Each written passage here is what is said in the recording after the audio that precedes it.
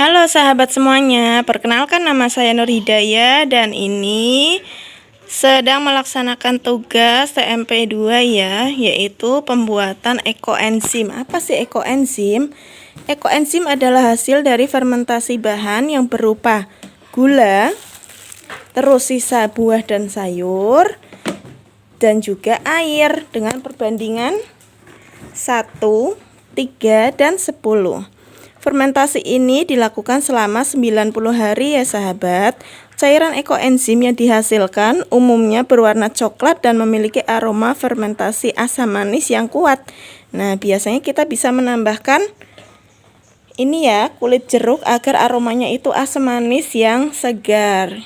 Karena akan menggunakan banyak sayur ini ya, sisa dapur saya kebetulan banyak sayur, biar nggak bau, jadi kita gunakan kulit jeruk.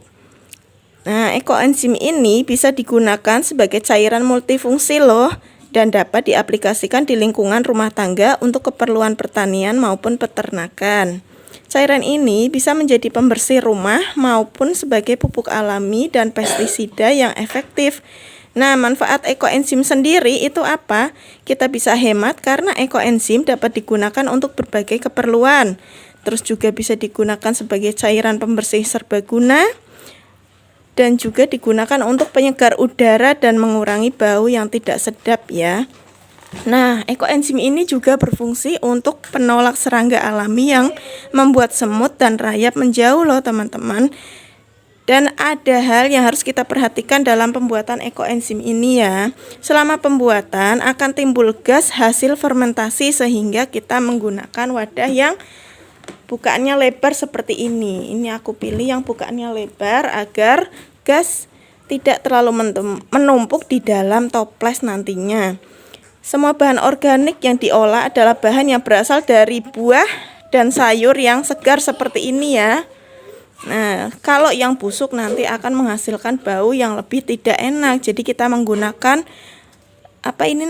sisa sayur dan buah yang masih segar, jangan yang sudah busuk ya teman-teman.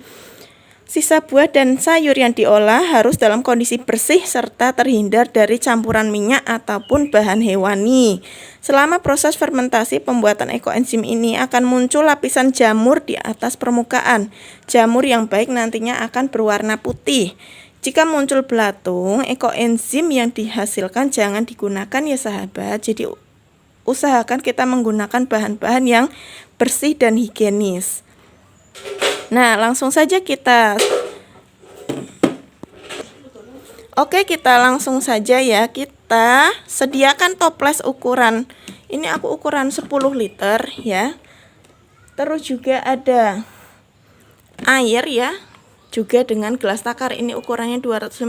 Ini aku gunakan gula seberat 90 gram karena aku menggunakan sisa buah dan sayur ini seberat 900 gram. Nanti kita akan menggunakan air sebanyak 3 liter karena perbandingannya adalah 1 bagian gula, 3 bagian sayur dan buah, lalu 10 bagian air ya teman-teman. Oke, kita langsung saja praktekkan. Kita masukkan sayur dan juga buah ke dalam toples. Kita masukkan ya. Lalu kita masukkan juga gula. Kita masukkan gula ke dalam toples. Lalu kita masukkan juga air ya. Ini airnya ada kurang lebih 3 liter. Jadi 1 gelas ini adalah sekitar 1/4 liter. Ini udah aku takar tadi ya, sebanyak 3 liter. Kita masukkan air.